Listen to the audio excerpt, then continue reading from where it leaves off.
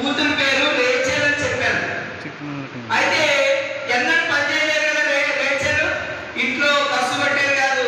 అంటే చీపు తీసుకొని ముడవడం కానీ, లేకపోతే మరి అంట్లు తోమడం కానీ, ఇంట్లో పని చేసేవి కాదు అనమాట.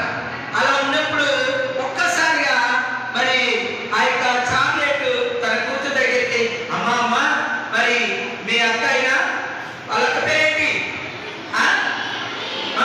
అనికి మరి 2 పువ్వులు పడ్డాయి, 2 వజ్రాలు పడ్డాయి, నువ్వు కూడా వెళ్ళమ్మా, వెళ్తే బాగుంటది అని చెప్పి అనిందంట.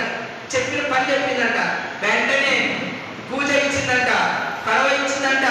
వెంటనే నాకి పంపిస్తూ ఏమని చెప్తుందంట, మధ్యలో మరి ఒక ఉద్దశ్రీ కనపడుతుంది, ఆ ఉద్దశ్రీతోకి నీళ్ళు అడుగుతుంది, నీళ్ళు ఇవ్వమ్మా అన్నారు. నీళ్ళు ఇవ్వు అంటే సరే అని చెప్పి మరి రేచెల్ ఏం చేసింది, కడవను భుజాన పెట్టుకొని అరుణేకరించిన మాయ ఎప్పుడు పడలేదంట, ఎప్పుడు పని చేయలేదంట. పని చేయకుండా ఉన్న స్త్రీ పోయింది, మరి ఆ రేచెల్ పోయిందంట. రేచెల్ పోయి వెళ్ళిన వెంటనే అక్కడ ఒక యవన స్త్రీ కనపడిందంట. ఎవరంట?